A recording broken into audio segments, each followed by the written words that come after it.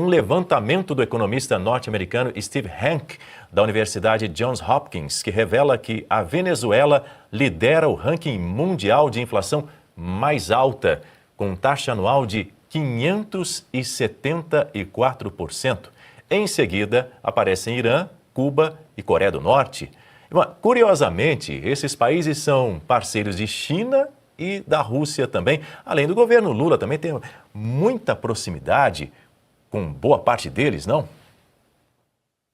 É o contrário, o Daniel. A inflação é que vive, tem uma proximidade com o governo Lula, com os governos petistas, né?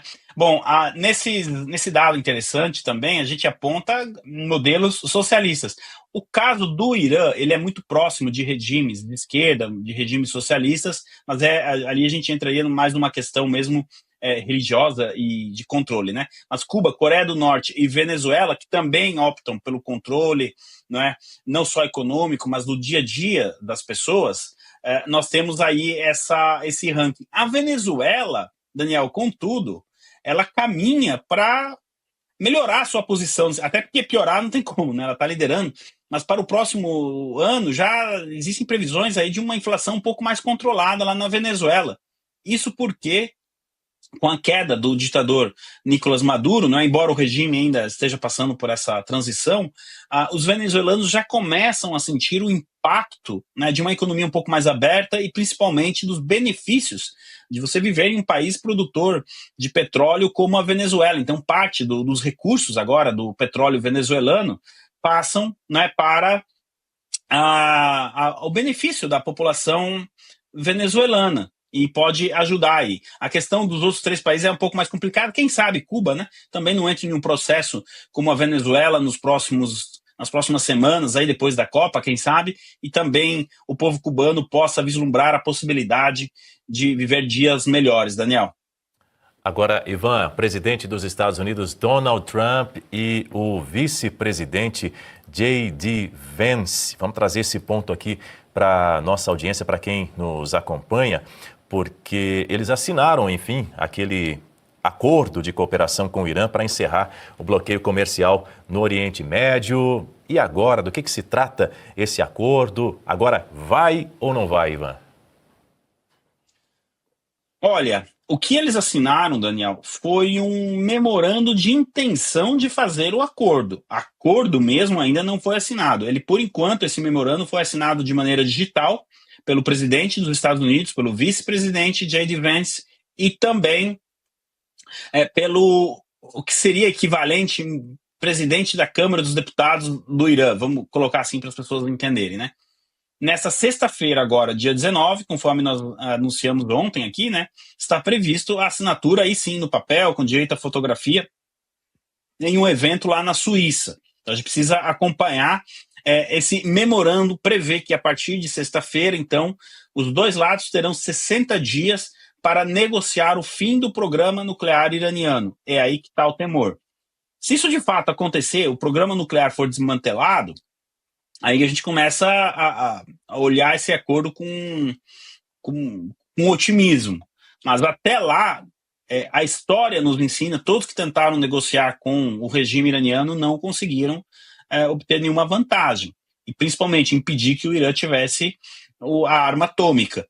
O mais conhecido é o Obama, que em 2015 fracassou, o programa nuclear iraniano continuou e o Irã ainda ganhou dinheiro por causa disso.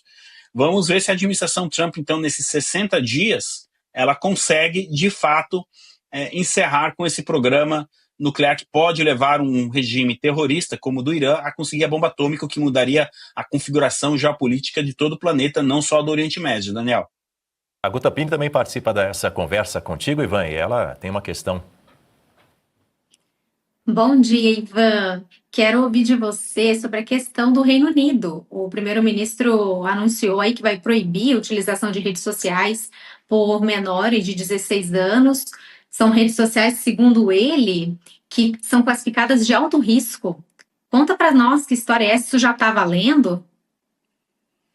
Olá, Guta, sempre uma alegria estar aqui com você. Olha, a partir de janeiro do ano que vem, então, entra em vigor esta proibição, este banimento das redes sociais para menores de 16 anos.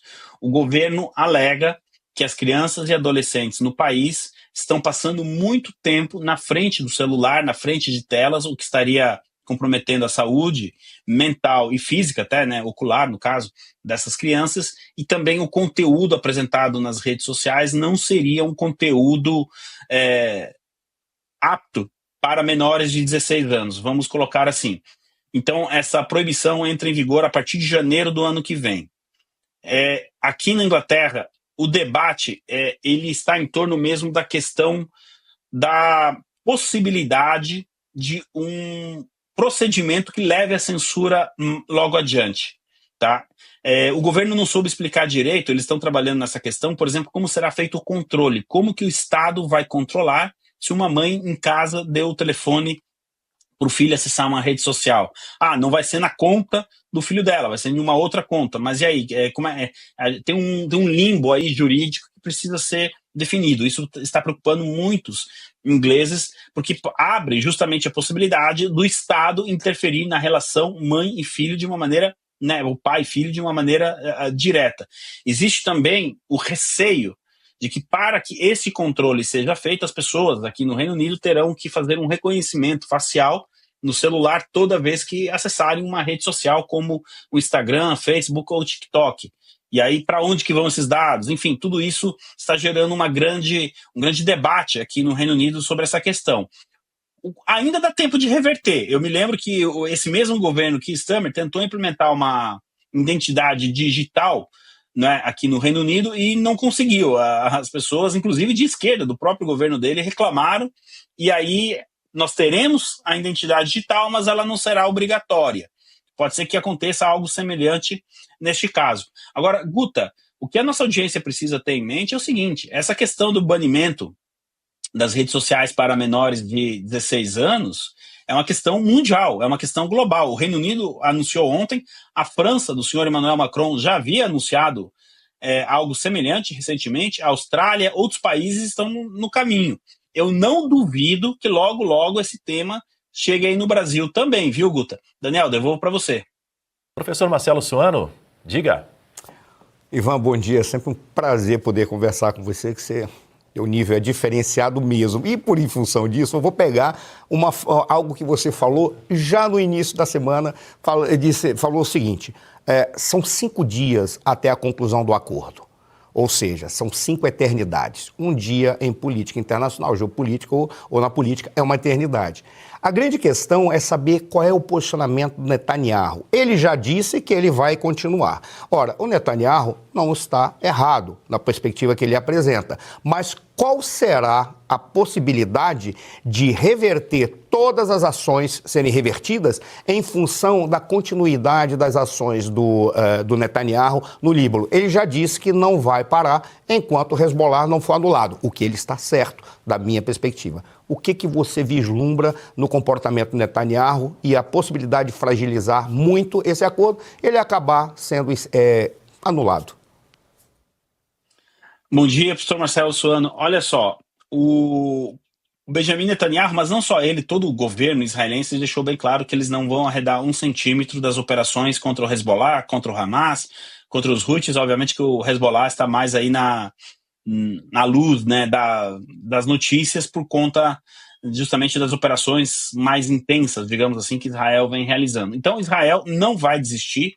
E olha só, professor, até mesmo os opositores do Benjamin Netanyahu disseram que esse acordo não ajuda Israel e que se eventualmente a gente tiver uma força política diferente no poder lá em Israel, lembrando que tem eleição lá em outubro neste ano também, as operações vão continuar. Ou seja, essa tentativa deste acordo, como ele está sendo colocado pelos Estados Unidos junto com o Irã, está unindo as forças políticas de Israel.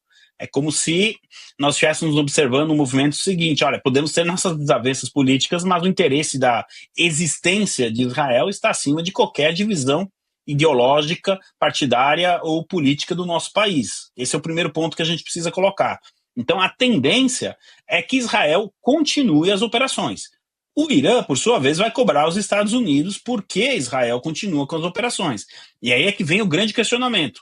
Os Estados Unidos vão pressionar Israel apenas diplomaticamente, como fazia o Biden, ou o presidente Trump vai dar um passo a mais e cortar o financiamento, a entrega de equipamento militar para Israel, o que seria muito perigoso, porque você deixaria um dos seus principais aliados no mundo em uma situação vulnerável. Obviamente que Israel tem também sua capacidade de comprar equipamentos, armas em outros locais, enfim, de produção, mas obviamente que o aporte americano é extremamente importante para Israel.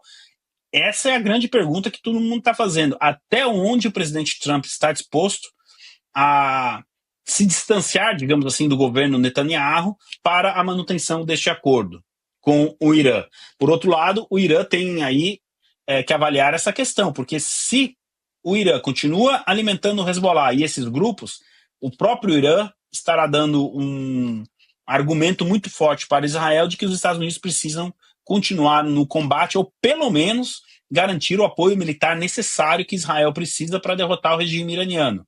Como, por exemplo, a presença dos porta-aviões americanos na região, de tropas, enfim, não só ali em Israel, mas em todo o Oriente Médio. Então, é um assunto extremamente delicado do ponto de vista diplomático, a relação que fica depois da assinatura desse acordo, caso a gente tenha aí essa assinatura na próxima sexta-feira, nas relações Estados Unidos e Israel. O mundo político de Israel, o professor Marcelo já deixou bem claro, esse acordo e nada é a mesma coisa, nós vamos continuar pelo nosso caminho, se necessário for até mesmo sozinhos.